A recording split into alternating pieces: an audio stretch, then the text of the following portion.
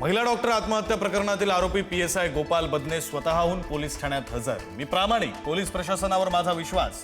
शरण आल्यानंतर बदनेची प्रतिक्रिया। बदनेला आज न्यायालयात हजर केलं जाणार। डॉक्टर महिला आत्महत्या प्रकरणानंतर आज मुख्यमंत्री फडणवीस फलटण दौऱ्यावर। फलटणमध्ये आज मुख्यमंत्र्यांची जाहीर सभा। मुख्यमंत्र्यांच्या हस्ते विविध विकास कामांचं लोकार्पण। मुंबईमध्ये निम्म्या तर ठाण्यामध्ये 70% जागांची शिंदेंची मागणी। पंतप्रधान नरेंद्र मोदींसोबतच्या चर्चेत एकनाथ शिंदेंची आग्रही भूमिका। कल्याण, डोंबिवली, नवी मुंबई, नाशिक आणि पुण्यामध्ये महायुती व्हावी अशी शिवसेनेची इच्छा।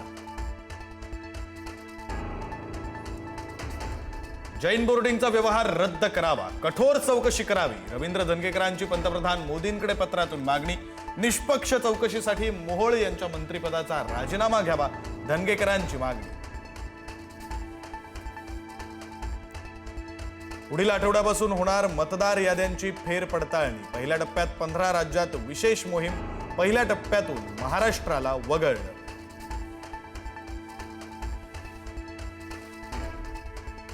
नाशिक जिल्ह्यातील द्राक्ष बागायतदार पुन्हा संकटात। मुसळधार पावसामुळे द्राक्ष बागांचं मोठं नुकसान।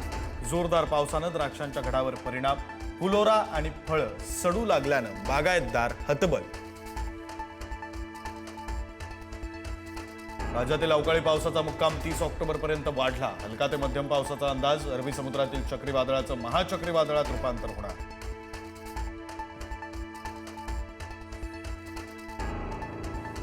आज मध्य आणि ट्रान्स हार्बर मार्गावर मेगा ब्लॉक। माटुंगा मुलुंड दरम्यान अप आणि डाऊन जलद मार्गावर मेगा ब्लॉक।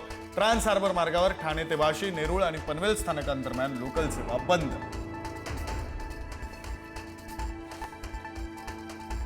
लक्ष्मीपूजनानंतरच्या 4 दिवसात सोन्याचे दर तोळ्यामागे 8,000 रुपयांनी घसरले, तर चांदीच्या दरात किलोमागे 38,000 रुपयांची घट।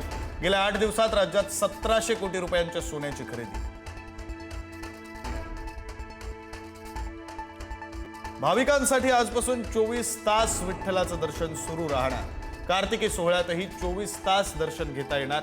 कार्तिक एकादशीला उपमुख्यमंत्री एकनाथ शिंदेंच्या हस्ते होणार महापूजा। प्रसिद्ध खगोल भौतिकशास्त्रज्ञ स्वर्गीय जयंत नारळीकर यांना विज्ञान रत्न पुरस्कार। आकाशाशी जडले नाते या ग्रंथातून अत्यंत सोप्या भाषेत मांडलं होतं संपूर्ण खगोल विज्ञान।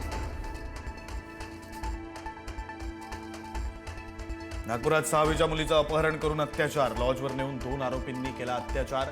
कुणाला सांगितल्यास व्हिडिओ व्हायरल करून जीवे मारण्याची दिली धमकी। दोन्ही आरोपींना बेड्या। शिर्डीमध्ये पेट्रोल पंपावर कर्मचाऱ्यांकडून दाम्पत्याला मारहाण। सीएनजी उशिरा दिल्यानं दाम्पत्य आणि कर्मचाऱ्यांचा वाद। वादानंतर हाणामारी। दिल्लीमधील प्रदूषणात पुन्हा वाढ। हवेची गुणवत्ता 287 AQI नोंदवली गेली। इंडिया गेट परिसरातील AQI 325 वर। दिल्लीची हवा खूप खराब श्रेणी।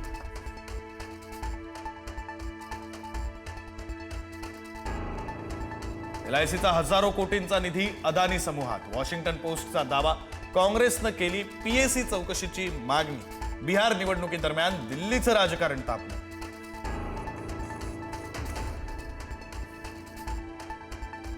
भारताच्या युद्ध सरावानं पाकिस्तानच्या काळजात भरली धडकी। पश्चिमी सीमेवर 10 दिवसांचा त्रिदल सराव। भारताच्या आक्रमक तयारीनंतर पाकच्या लष्करी तुकड्या आणि तळ हाय अलर्टवर।